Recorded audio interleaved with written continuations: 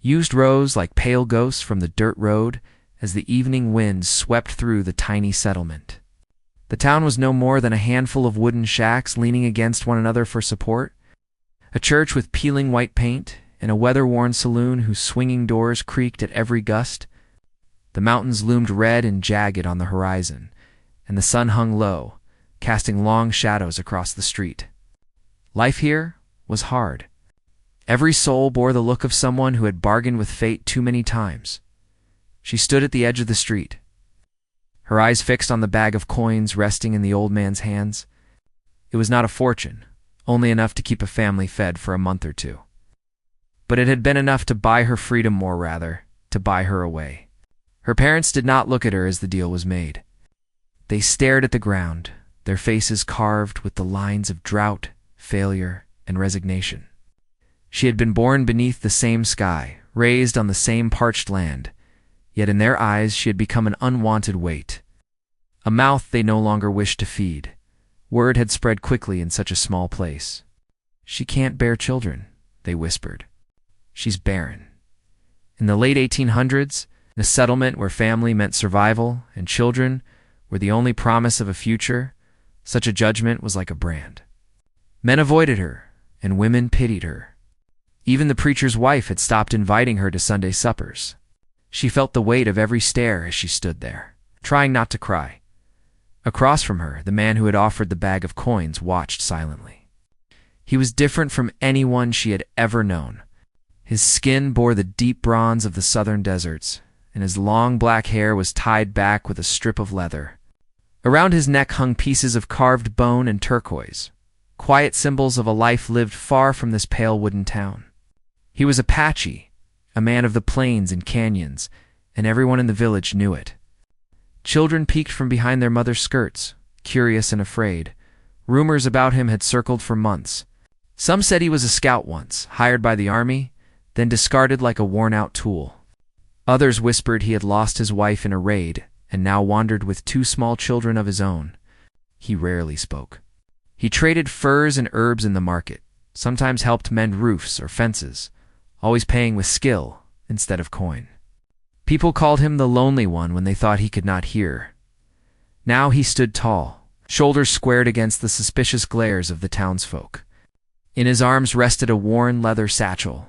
Behind his legs peeked 2 children, a boy and a girl, silent and watchful, their dark eyes reflecting both shyness and curiosity. They clutched each other's hands, as if afraid the crowd might swallow them whole. No one understood why he had offered to take her. No one asked aloud.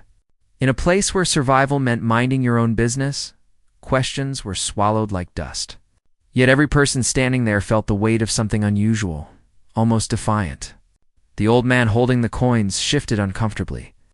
The preacher cleared his throat, but said nothing. Even the wind seemed to hold its breath. She lifted her chin, trying to mask her trembling. She had never spoken to the Apache before. She had only seen him at the edges of town, carrying sacks of grain or leading his children on a mule. He had an air of quiet strength, but also of solitude, like a mountain shaped by storms. What did he see in her, a woman cast off by her own blood? Did he pity her? Or was there something else, some purpose she could not yet guess? Her parents finally turned away, walking back toward their small, sagging house without a word. She did not follow them. There was nothing left for her there, no bed, no smile, not even a glance goodbye. She watched their figures retreat until they vanished behind the church. The emptiness in her chest felt heavier than the desert heat. The Apache stepped closer, closing the distance between them. His boots raised soft clouds of dust. When he spoke, his voice was low but steady, a tone that carried both command and gentleness. "Come," he said simply. One word, yet it felt like the breaking of chains. She hesitated. The townsfolk stared, some whispering prayers, others muttering curses. A woman clutched her child tighter. The preacher opened his mouth as if to protest, then shut it again. It was not their choice. The bag of coins had changed hands. The matter was settled in the eyes of the village, even if it burned in their hearts. She glanced at the children. The boy's small fingers tightened on his sister's. Their eyes were not unkind, only guarded. She wondered if they missed their mother, if they had cried themselves to sleep under strange stars. In their gaze she saw something familiar loss. In the quiet bravery it demanded, the wind picked up. Rattling the saloon's sign, carrying the scent of dry sage across the street, she felt it against her face, a breath of something unknown. She realized this was the moment her life would turn. There would be no going back, no safe corner of the village where she could disappear. Whatever lay ahead with this man and his children, it would be a road she had never walked before. Still, doubt pressed at her. She had been raised to fear outsiders, to obey her parents, to believe that being barren made her less than whole. Could she trust someone the village mistrusted? Could she raise children who were not her own? Or would she be cast off again, farther from any home than before? The Apache extended his hand, not in ownership, but an invitation. His eyes held no pity, only a quiet steadiness that unsettled her more than scorn ever had. She felt the rough calluses on his palm as she placed her trembling hand in his. The children stepped back, making room for her. The crowd behind her seemed a blur for a heartbeat. She imagined running back into the church, into the hills, anywhere but this. Yet some deeper instinct told her to stay. She thought of nights alone, of whispers behind her back, of a future that looked like an empty field. This man was a stranger, but so was the life she wanted. The life she had been denied. He released her hand and gestured toward a waiting mule, tethered at the edge of the street. Its packs were already secured, as though he had known she would come. The boy and girl moved to climb aboard, glancing at her with cautious curiosity. The sun dipped lower, painting the sky with streaks of crimson. Behind them, the preacher finally spoke, his voice cutting through the stillness. "This is not God's way," he said, his face pale and tight. "You'll regret it." His words hung heavy, but no one echoed them. The villagers only stared, unwilling to intervene. She turned to look at the Apache, hoping for some sign, some explanation. Instead, she found only the same calm expression, the same unreadable eyes. He mounted the mule, reaching down a hand to her again. Her heart pounded. The road stretched ahead, a narrow ribbon of dust winding into the darkening hills. She had no idea where it led or what waited at the end. But she knew if she stepped onto it, she would not be the same woman again. She drew a breath and placed her foot in the stirrup, and just as she swung herself up, a shout rang out from somewhere behind the saloon, a harsh voice, angry and loud. The sound froze her in place. The Apache turned sharply, his hand moving instinctively toward the knife at his belt. The children pressed close to him. The villagers murmured, eyes darting toward the noise. Another shout followed, closer this time, in the heavy thud of boots on wooden planks. Whoever it was, they were coming fast. She tightened her grip on the saddle horn, her pulse hammering. For a moment, the setting sun painted everything in gold. The dust, the buildings, the tense faces of the crowd. Then the wind died, and the street went silent except for the approaching steps. Whatever was about to happen would decide her fate. Boots struck the boardwalk again, harder this time, like a drumbeat rolling toward them. The girl felt the mule shift under her weight, as if sensing the tension. A gust of wind whipped through the street, lifting the edges of her shawl and carrying the smell of gun oil and sweat. The Apache's eyes narrowed. He didn't speak, but his body tensed. A coiled strength under his calm surface. From behind the saloon appeared a man whose face she knew, but his name she never dared say aloud. He was one of the wealthier ranch hands in the valley, a man who prided himself on his cattle and his cards. His coat was patched but neat, his boots polished. In his hand hung a bottle, swinging like a weapon. His eyes were bloodshot, his mouth tight with drink and rage. "You think you can just take her?"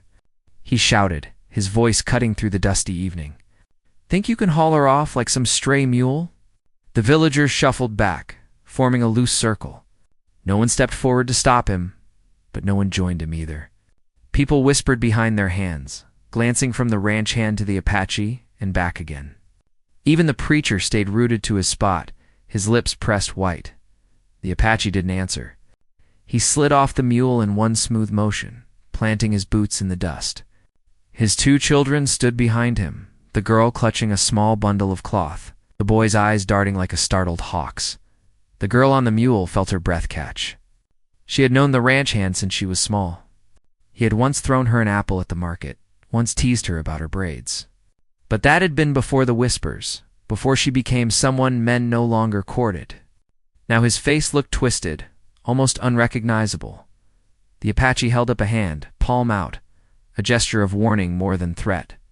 "No," he said simply, his voice low but carrying. The ranch hand barked a laugh and stepped closer. "No, that all you got?" His gaze flicked to her. "You don't have to go with him. You can come with me. We can work something out." Her stomach turned. She wanted to speak, but couldn't find her voice. The mule shifted again, stamping nervously. She thought of her parents, of the bag of coins, of their turned backs. No one had asked her what she wanted. No one but this silent man standing in the dust. The ranch hand pointed the bottle at the Apache. "She's one of us, not yours." A long pause stretched between them, the kind of silence that could snap like dry wood. The Apache said nothing. His eyes stayed fixed on the ranch hand, but there was no hatred there. Only a watchful stillness, like a hunter waiting for a rabbit to move. Finally the preacher spoke, his voice thin. "Let it be. The bargain's done." But the ranch hand ignored him. He took another step, his boots grinding against the dirt. "You don't belong here. None of you." The girl could feel the weight of every stare on her back. Her heart pounded so hard, she thought she might faint. She wanted to cry out, to tell them all to stop, but her throat stayed locked. The Apache's children pressed closer to his legs. The boy whispered something in a language she didn't understand, his eyes wide.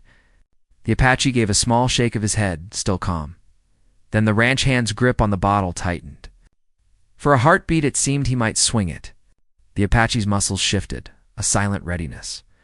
The villagers held their breath, but instead of striking, the ranch hand spat in the dust, a dark blot between them. "This isn't over," he muttered and turned on his heel. He stalked back toward the saloon, the bottle dangling from his fingers. No one moved until the door slammed behind him. Even then, the crowd stayed quiet. The preacher crossed himself. A woman hushed her child. The Apache turned back to her. "We go," he said. Her hands trembled on the saddle horn. She nodded, unable to speak, and he swung onto the mule behind her, pulling his children up as well. Without another glance at the villagers, he guided the mule out of the street. The hooves beat a slow rhythm as they left the settlement behind. The sky had deepened to purple, the first stars blinking awake. The road wound into low hills dotted with sagebrush and rock. She didn't look back. She wasn't sure if she was leaving shame or safety, but she knew she was leaving. For a long while, none of them spoke. The children huddled close, their heads resting against the packs. The Apache rode with one hand on the reins, the other resting lightly on his knee, eyes scanning the horizon. Finally she found her voice. "Why?" she asked softly. "Why me?" He glanced at her but didn't answer right away. The mule's hooves clicked against stones. Somewhere in the distance a coyote called. After a time he said, "You're not theirs anymore." She blinked at the words. Not theirs. The weight of it sank into her slowly, like water into dry soil. She studied his profile in the fading light. His face was cut from years of sun and wind, lines at the corners of his eyes, a scar running from his jaw to his neck. He carried himself like someone who had lost much but learned to carry it. The children whispered to each other. She caught bits of their language, strange and musical, but she could tell from their tone they were speaking of her. She wondered what they were saying. "Where are we going?" she asked. He nodded toward the hills. Away. That was all. Away. She thought of the tiny settlement shrinking behind them, her parents' house with its sagging porch. Away was as good a direction as any. They rode until the moon rose, silvering the desert. At last he guided the mule off the road toward a small hollow sheltered by boulders. A fire pit lay blackened in the center, a place he had clearly used before. The children slid off the mule and began unpacking blankets without a word. She sat still, unsure of what to do, until the Apache handed her a bundle of sticks. "Fire," he said. She crouched at the pit, her hands clumsy from nerves. But soon a small flame flickered to life. The children sat across from her, watching with wide eyes. The boy held a carved wooden horse, the girl a small pouch of beads. They seemed younger here, softer, as if the town had made them older for a time. She cleared her throat. What happened to their mother? The Apache stared into the fire. For a long moment she thought he would not answer. Then he said quietly, "She's gone." He said no more, and she didn't ask again. The flames danced between them, casting shadows against the rocks. She felt the weight of the children's gazes, the unspoken questions hanging in the cool night air. She wondered if they resented her, if they feared she might replace someone they still missed. In the distance, a wolf howled. The sound sent a shiver through her. The desert at night was nothing like the village, where even the silence had a familiar shape. Here it felt vast, unknowable, full of eyes she could not see. The Apache stirred the fire with a stick. "Tomorrow," he said, "we move early." She nodded. Her body ached from the ride, but sleep would not come easy. She lay down on a blanket near the fire, staring at the stars. The children curled up together, whispering until their voices faded. The Apache sat awake, his back to a rock, eyes scanning the darkness. She closed her eyes and tried to imagine what waited for her. Would the ranch hand follow? Would her parents regret their choice? Would she ever feel like she belonged anywhere again? A gust of wind carried the scent of sage and something sharper smoke, but not from their fire. She sat up, heart thudding. In the distance, faint but growing, she thought she heard hoofbeats. The Apache was already on his feet, hand near his knife. He glanced at her, then at the children. "Quiet," he murmured. The hoofbeats came closer, slow and deliberate, like someone following a trail. The night seemed to tighten around them. She clutched her blanket, her breath shallow. Whoever was out there, they were not trying to hide. The Apache moved to the edge of the hollow, melting into the shadows. The children huddled near her, their small fingers gripping her arm. The sound of the hoofbeats stopped. Silence pressed in, heavy and complete.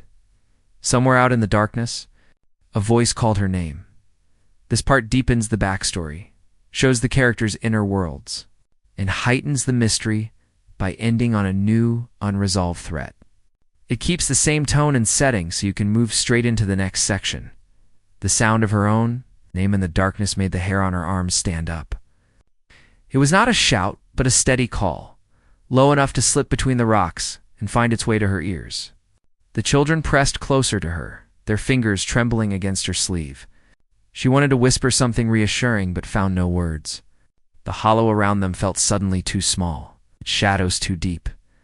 The Apache moved like a shadow himself, slipping along the boulders toward the sound. She could just make out his silhouette against the faint silver light of the moon.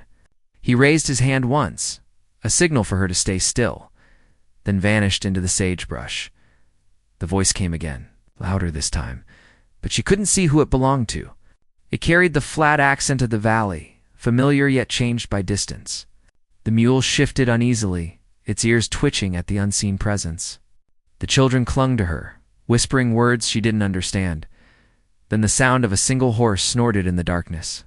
Whoever it was, they were close enough to smell the fire. She could almost feel the eyes on her.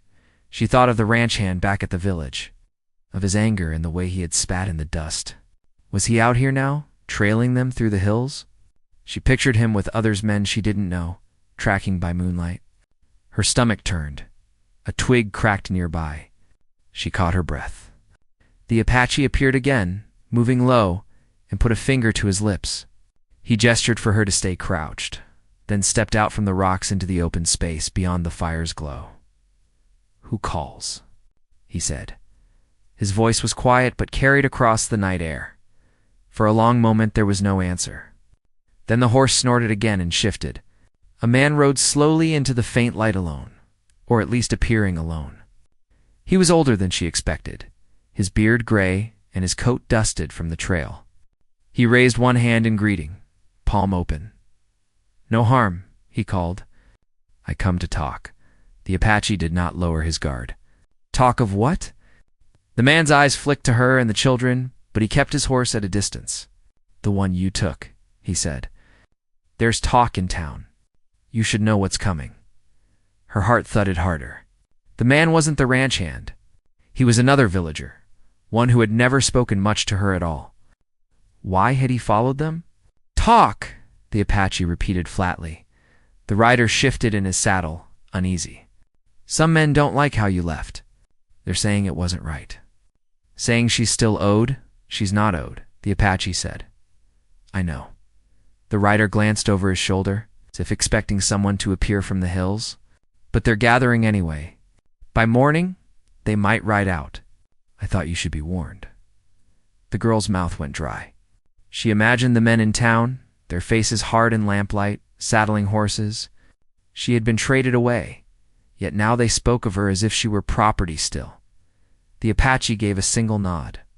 "You warn. Now go." The rider hesitated. "I never saw you," he said finally, and turned his horse. Hoofbeats faded into the night. For a long moment, there was only the crackle of the fire. Then the Apache returned to the hollow, his face unreadable. "Pack," he said quietly. The children began gathering blankets without question. She moved to help, her hands trembling. "They're coming?" she asked. "Maybe." She tried to steady her breathing. "Why? My parents gave me up. They took the money they gave," he said, tying a pack tight. "But men don't like losing what they think they own." His words cut through her like cold wind. She had known she was unwanted, but she hadn't expected to be hunted as they worked. The firelight flickered over his face, deepening the shadows under his eyes. She wondered how many times he had done this before packing in the dark, moving before dawn. Always one step ahead of someone else's anger. They led the mule out of the hollow and onto a narrow trail climbing between rocks. The moon lit the path in broken silver patches. Behind them, the fire died, leaving only the smell of smoke. For hours, they walked in silence. The children dozed on the mule's back, leaning against each other. She stumbled once, catching herself on a rock, but said nothing. Her mind was too full. She thought of her parents' faces, of their silence as the bag of coins changed hands. Did they know men might come after her? Did they care? She pictured the ranch hand's rage, the preacher's pale expression, the whispers. Every memory felt heavier now, like stones in her chest. Finally, as the first thin light of dawn touched the hills, they reached a small ravine hidden by cottonwoods. A trickle of water ran through it, and the Apache led the mule to drink. "We stop," he said. She sank to the ground, exhausted. The children slid off the mule and crouched near the stream, splashing water on their faces. For the first time she noticed the boy's shirt was patched at the elbows, the girl's shoes worn thin. These children had been wandering a long time too. She touched the cool water and looked up at the Apache. "You've run before," she said softly. He didn't answer right away. He crouched by the stream, filling his skin. "Always," he said at last. "Because of them?" "Because of all of them." He glanced at her. "You think they're different from you? But they see the same thing. An outsider, a burden, a mark." She wanted to deny it, but couldn't. She had seen the way villagers looked at him and his children. She had seen the way they looked at her too. The children came to sit beside her. The girl offered her a small piece of dried fruit from a pouch. She took it with a faint smile, surprised by the kindness. "They don't talk much," she said. "They don't trust yet," the Apache said. She chewed the fruit, sweetness sharp on her tongue. "Do?" He met her eyes, and for the first time she saw a flicker of something, their weariness perhaps, or a guarded respect. "I wait," he said. The sun climbed higher, but they stayed in the ravine, hidden under the cottonwoods. Birds flicked between branches, scattering leaves. She tried to rest, but sleep wouldn't come. She kept imagining hoofbeats on the trail, voices calling her name. To quiet her mind, she asked the children their names. They answered shyly, their voices soft. She repeated the names, stumbling over the sounds, and they giggled a little. For a moment the tension eased, but then the boy looked toward the trail, his smile fading. "They're afraid to," she murmured. "They've lost more than fear," the Apache said. She wanted to ask about their mother. About the raids and the rumors, but the words caught in her throat. Some wounds were too deep for questions. By midday he rose, scanning the hills. "We move again soon. Will they follow?" she asked. "They'll try," he said. "But we know where they can't." His tone carried a quiet certainty that steadied her more than she expected. Yet beneath it, she sensed something else, something unfinished, like a storm building behind distant peaks. As they packed once more, she caught the girl watching her with a thoughtful expression. It struck her that these children might be wondering the same thing she was, whether she belonged with them, whether she would stay. They left the ravine and headed deeper into the hills. The land grew rougher, dotted with boulders and twisted pines. The trail narrowed until it was no more than a faint line. The mule climbed steadily, its hooves slipping on loose stones. All afternoon, she felt the weight of unseen eyes. Every bird call sounded like a signal, every gust of wind like footsteps behind them. Once she thought she saw movement on a distant ridge, but when she looked again, it was gone. As dusk fell, they reached a plateau overlooking a maze of canyons. The Apache stopped and scanned the horizon. The sun painted the rock walls crimson and gold, turning the shadows deep blue. He pointed to a narrow path leading down. "Tonight we sleep there," he said. "They won't find it." She looked at the path, a ribbon of stone twisting between cliffs. It felt like stepping off the edge of the world. Behind them, far away, but unmistakable, a faint echo of hoofbeats drifted on the evening air. The Apache's jaw tightened. He took the mule's lead and started down the path without another word. She followed, her heart hammering. The children came after, silent as small ghosts. The canyon swallowed them whole, its walls rising high, blocking out the sky. She wondered if they were heading toward safety or deeper into a trap. She wondered who would call her name next, and what would happen when they finally caught up, and somewhere in the darkening canyon. Far above, where the trail twisted out of sight, a figure watched them go. This segment keeps the tension high, gives glimpses into the Apache's past, shows the villagers' intentions, and deepens the children's presence, but still leaves the major conflicts unresolved. With pursuers closing in, the canyon walls rose higher with every step, shutting out the fading sky until only a thin strip of blue hovered above them. The air grew cooler, and their footsteps echoed softly off the stone. The mule's hooves clacked against the winding path, sounding louder than before. Every noise felt magnified here, as if the rocks themselves were listening. She glanced over her shoulder. Nothing moved on the path behind them, but the silence was heavy.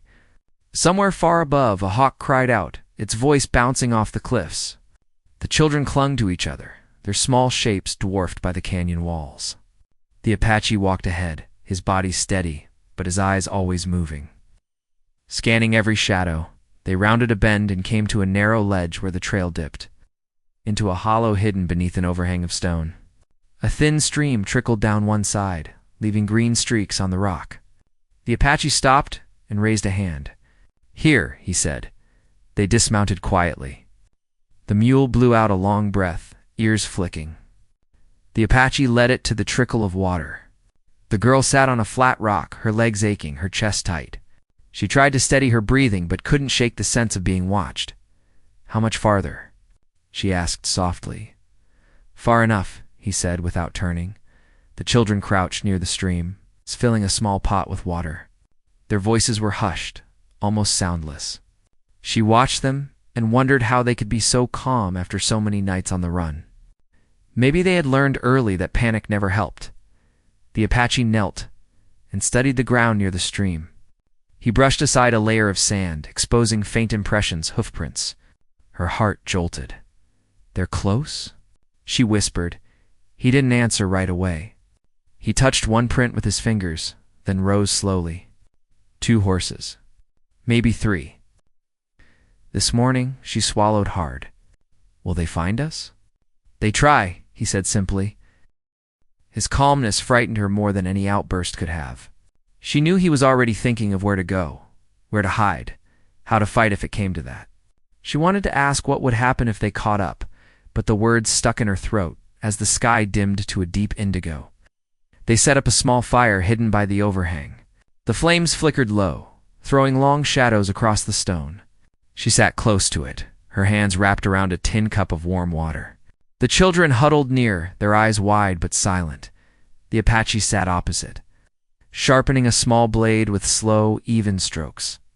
The sound rasped softly in the stillness. Every time he drew the blade across the stone, her stomach clenched tighter. "What will you do if they come?" she asked finally, her voice barely a whisper. He looked up at her. The firelight caught in his eyes, making them gleam like dark water. "Keep you safe," he said. She felt a lump rise in her throat. No one had ever said those words to her before. The children leaned against her, their warmth a small comfort. She wrapped an arm around them without thinking. They didn't pull away. The night deepened. The fire burned low. Somewhere beyond the canyon, an owl hooted. She drifted into a shallow, uneasy sleep. Dreams filled with running horses and faceless riders calling her name. She woke before dawn to a cold hush. The Apache was already on his feet, packing their few belongings. The children moved quickly, their faces pale. She sat up, blinking at the dim light. "What is it?" she whispered. He pointed toward the canyon's mouth. A faint dust cloud drifted between the cliffs. It could have been wind, but she knew it wasn't. Her pulse jumped. "They're here," he said quietly. He handed her a small bundle of food and water. "We move now." They left the hollow, climbing deeper into the maze of canyons. The path wound sharply, doubling back on itself. Sometimes it narrowed so much they had to walk single file, the rock pressing close on both sides. The sun rose unseen above them, but no light reached the canyon floor. The air smelled of stone and sage. Every sound, hooves, breath, the mule's snort seemed to echo too loudly. Behind them came the faint but steady rhythm of horses. Not close, but not far either.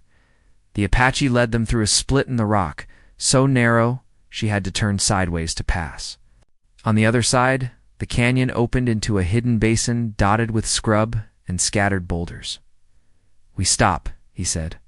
Holding up a hand, he guided the mule behind a cluster of rocks and gestured for the children to stay low. She crouched beside them, her heart hammering. "What is this place?" she asked. "Old trail," he said. "They don't know." He climbed a nearby outcrop and scanned the canyon's entrance. She watched him, her nails digging into her palms. The children clutched her sleeves, their eyes fixed on his silhouette against the sky. Minutes passed, stretching like hours. The sound of hoofbeats grew louder, echoing off the cliffs. Then a shout rang out, a man's voice, rough and angry. It bounced through the canyon, impossible to tell how close. The children flinched. She pressed a finger to her lips, motioning them to stay quiet. Another shout came, answered by a second.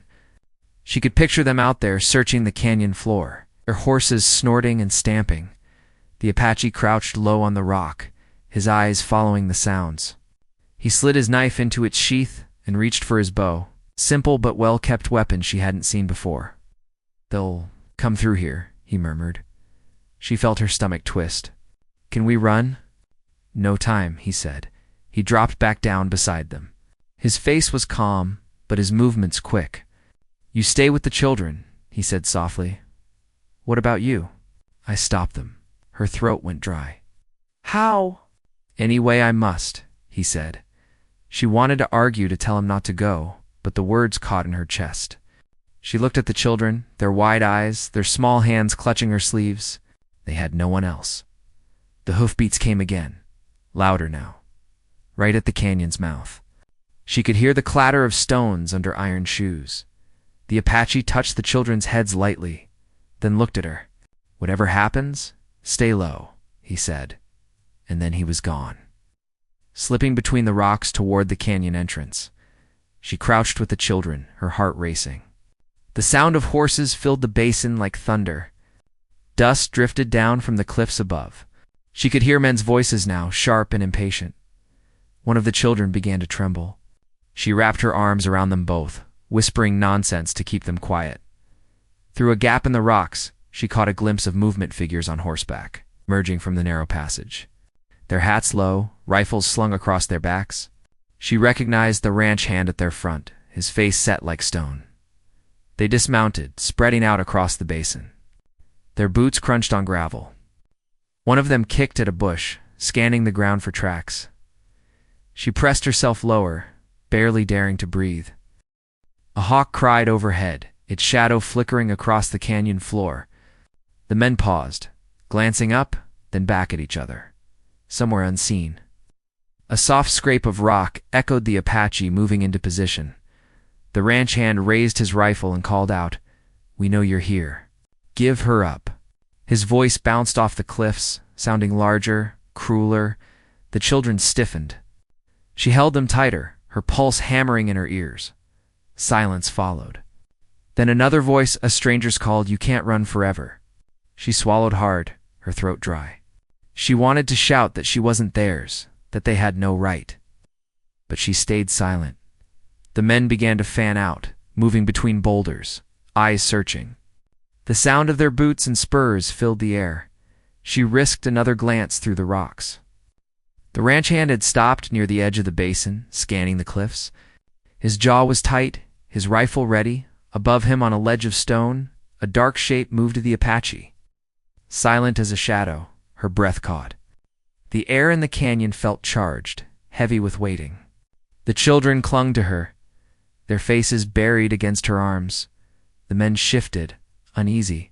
The ranch hand barked an order, and two of them started toward the rocks where she hid. She pressed herself lower, heart pounding above. The Apache raised his bow, drawing it back slowly. The string taut. The canyon held its breath. The canyon was so quiet it felt like even the rocks were holding their breath. She could taste dust in her mouth as she crouched behind the boulder, the children clutching her sleeves. Above them, the Apache stood like a shadow, his bow drawn. Below, the men scanned the basin, rifles ready, eyes sweeping over every dark corner. For a heartbeat, nobody moved. Then the ranch hand barked another order, his voice sharp enough to slice through the silence. One of the men stepped toward the rocks, his boots scraping against the gravel. A hawk wheeled overhead, its cry echoing down the cliffs. The Apache let the arrow fly. It struck the ground inches from the man's boots. A warning shot. The sound snapped through the canyon like a whip. The man stumbled back, startled. "He's up there," someone shouted, pointing at the ledge, before they could raise their rifles. The Apache stepped into full view, another arrow already notched. "Leave now," he called down, his voice steady but cold. "This canyon is not yours." The ranch hand lifted his rifle, but hesitated. The Apache's eyes locked with his, unblinking. The tension stretched until the air itself seemed to vibrate. "You can't keep her." The ranch hand shouted back, she belongs to no one." The Apache cut in. The words echoed down the stone walls, louder than a gunshot. Even the horses shifted uneasily at the sound. The ranch hand's hands tightened on his rifle. But the other men exchanged looks. One of them muttered something under his breath and slowly lowered his weapon. Another took a step back, glancing up at the Apache's sure aim. "You fire," the Apache said quietly, "and you don't leave this canyon." For a moment it looked as if the ranch hand might still pull the trigger. But then he saw the children's faces peeking from behind the rocks, their wide, frightened eyes. His jaw worked. With a rough exhale, he lowered his rifle. "Let's go," he snapped at the others. They hesitated, then began to retreat, leading their horses toward the narrow path. Dust rose around their boots as they mounted up again. The ranch hand threw one last look at the Apache, his face twisted with anger and something else, shame, maybe. Or defeat, before turning his horse and riding out. The sound of hooves faded slowly until only silence remained. She didn't move at first. Her knees felt weak, and her hands trembled where they held the children. Finally, she lifted her head. The Apache was still on the ledge, watching until the last echo of hooves disappeared. Then he lowered his bow and climbed down, his movements calm but heavy. "They're gone," he said quietly when he reached them. She exhaled shakily. "Will they come back?" He shook his head. "Not here. Not now." The children stared up at him, eyes wide.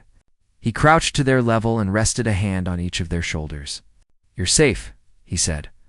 One of them nodded slowly, then buried their face against her side. She wrapped an arm around them, relief flooding through her in a rush that left her lightheaded. They stayed in the canyon until the sun began to dip, the light turning gold against the stone. The Apache packed their things with quiet efficiency. "We move before night," he said. "No more hiding." They followed the winding path out of the canyon, the mule plodding steadily behind. The air grew warmer, and the strip of sky widened above them. She felt as though she could breathe again. When they reached the open plain, the land stretched out before them, endless and glowing under the fading sun. In the distance lay a cluster of low buildings, the town they had been heading toward all along. "What will happen when we get there?" she asked softly. "You'll have a choice," the Apache said. "No one to take it from you." The words settled over her like a blanket. She glanced at the children. They walked a little taller now, their small faces less tense. For the first time in days, she let herself think about tomorrow. They reached the town after nightfall. A few lanterns burned in windows, casting warm circles of light on the dusty street. The Apache led them to a small house at the edge of town, its door standing open. A thin trail of smoke rising from the chimney dot inside. An older woman with silver hair looked up from a table, surprise flickering across her face before softening into welcome. "You made it," she said. The Apache nodded. "They're under your care now." The woman crossed the room and knelt by the children, her hands gentle. "You're safe here," she said softly. "No one will take you." The children looked at her uncertainly, then at the woman, then back at the Apache.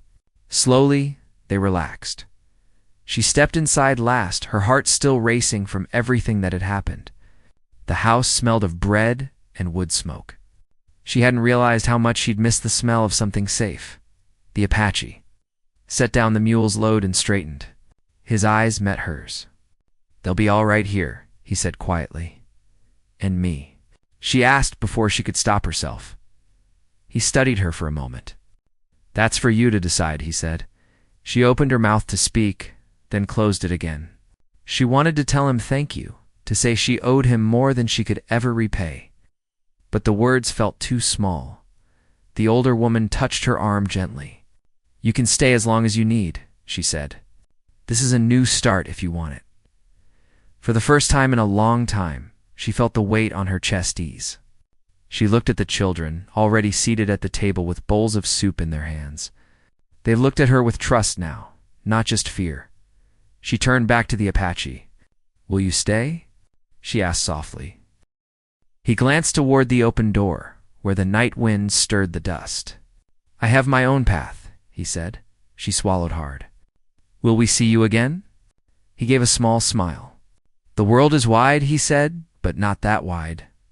Then he stepped out into the night, his figure blending with the darkness beyond the doorway. She stood there for a moment, listening to the soft sounds of the town at night, the distant bark of a dog, the creak of a sign in the wind. Inside, the children ate quietly. The older woman poured her a cup of tea and pressed it into her hands. "You're safe now," the woman said. She sat at the table, the warm cup between her palms, and let the words sink in. Safe. It didn't feel real yet, but it was something to hold on to, outside. The wind carried the faint sound of hoofbeats fading into the distance. She closed her eyes and thought of the Apache disappearing into the dark plains, a shadow moving toward his own horizon, for the first time in years. She felt a small spark of hope, fragile but real. She didn't know what tomorrow would bring, but she knew one thing. The children would grow up free, not owned, not claimed, and she would never again forget what it felt like to have someone stand. Between her and the darkness, she reached across the table and touched each child's hand. They looked up at her, eyes bright. "We're home," she whispered. The older woman smiled quietly. "Yes," she said. "You are." The lantern flickered, casting warm light on the worn wooden walls, the children's faces, and her own trembling hands. Outside, the night deepened, but inside the house a small, steady warmth grew. She didn't know how long she sat there, listening to the children's quiet voices, the clink of spoons against bowls, the crackle of the fire. At some point she realized she was smiling. Not out of habit, but because for the first time, she could. When she finally rose to help clear the table, she glanced once more at the door. The darkness beyond seemed less threatening now, more like a promise of open space. The children began to talk about the next day school, new clothes, things they had never dared to plan. She listened, letting their voices fill the room. She knew the road ahead would not be easy. But tonight, with the children safe and a roof over their heads, she could finally begin to believe in something better, and somewhere out on the plains, under the endless sky. She hoped the Apache knew that his choices had changed more than one life that he had given them, not just safety, but a future. The wind shifted outside, carrying the smell of sage and rain. She closed her eyes and breathed it in, feeling a quiet strength settle in her chest.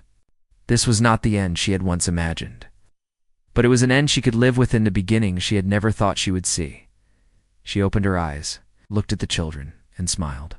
Whatever came next, they would face it together. This ending resolves the conflicts, closes the subplots, and leaves a clear sense of hope and takeaway about freedom, courage, and chosen family, while staying natural. Suspense, then release, and safe for YouTube.